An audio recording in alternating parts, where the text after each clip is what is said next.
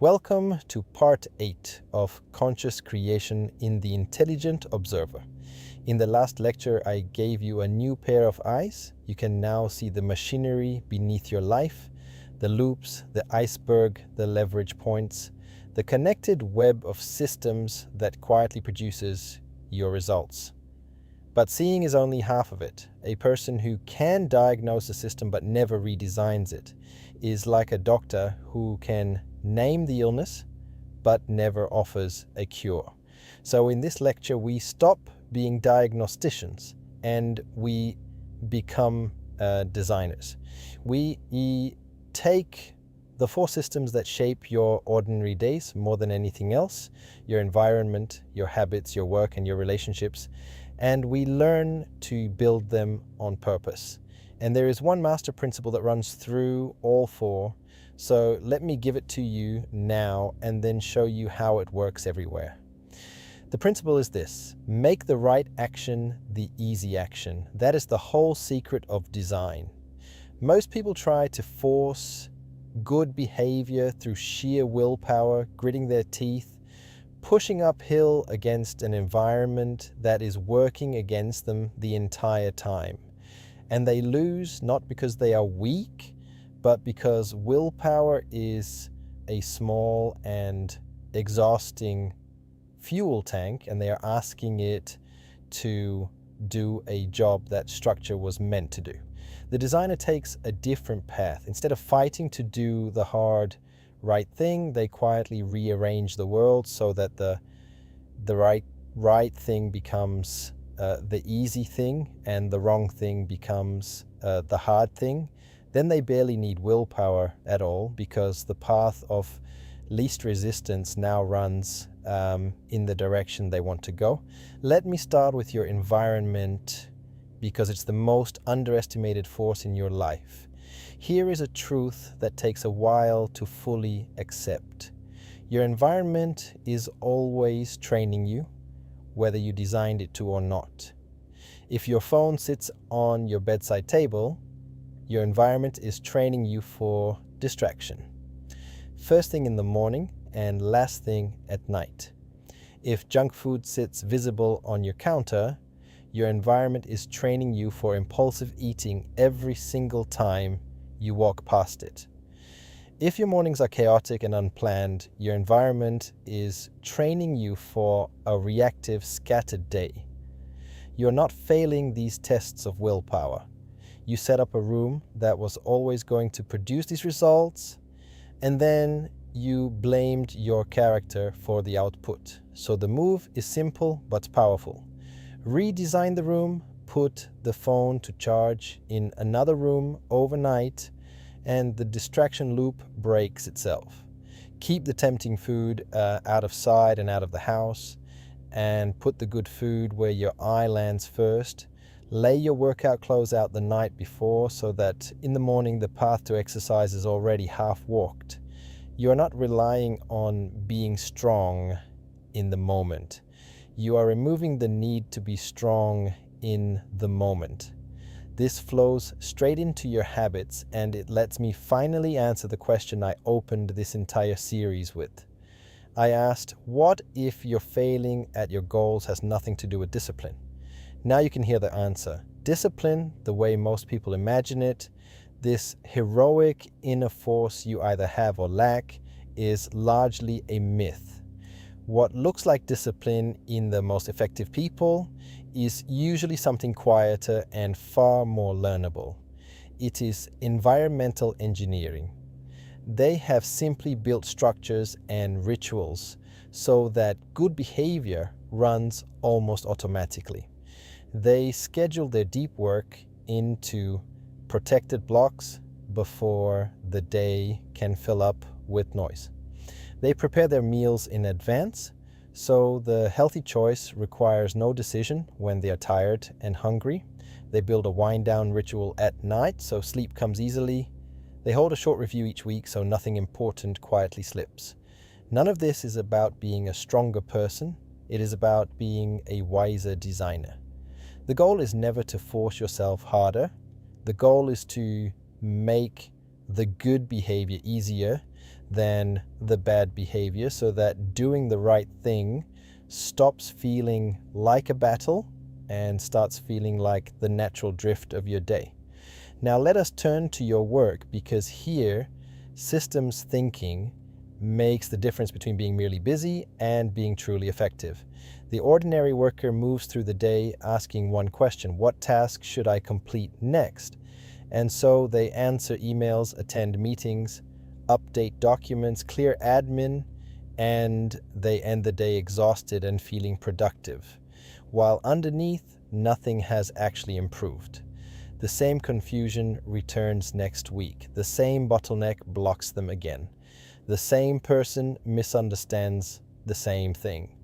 The same deadline, panic repeats. They were busy, but the system stayed broken. The systems thinker asks a completely different question.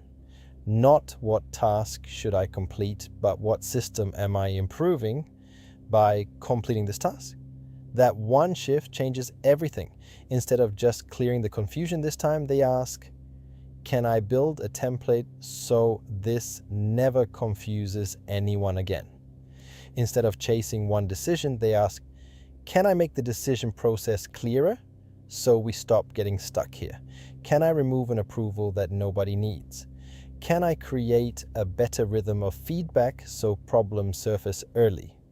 This is how you stop being a task machine and become a system designer.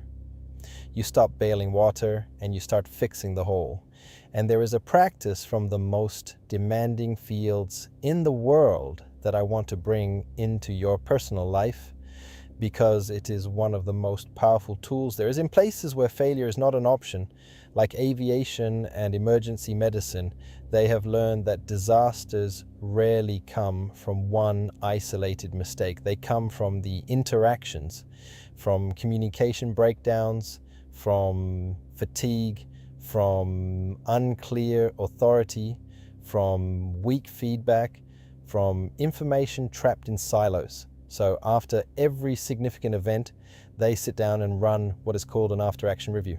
They ask a precise set of questions. What did we expect to happen? What actually happened? Why was there a gap between the two? What does this reveal about our system? And what must we change before the next cycle? Now imagine turning that same calm, honest review onto your own life once a week. What gave me energy this week and what drained me? What recurring friction keeps showing up? What system is producing that friction? And what is one leverage point I could redesign before next week? When you do this regularly, something remarkable happens. Your life stops being a series of random events and becomes intelligent. Not perfect. Intelligent. It begins to learn from itself. Now we come to the system that holds more of your happiness than almost any other, your relationships, and especially your family, because relationships are systems too. A family is an emotional ecosystem. One person's stress quietly seeps into everyone. One person's mood changes the whole atmosphere of the home. One unhealthy pattern left alone slowly spreads through the entire system. And this means something important.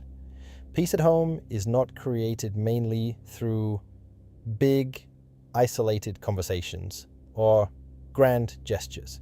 It is created through healthier everyday patterns, through stabilizing structures that hold the system steady even when moods swing. A shared meal with no screens, a pocket of no phone time where people are actually present with each other, a regular check-in where things can be said before they fester, a better transition ritual after work so the stress of the day does not get carried straight through the front door and dumped on the people you love.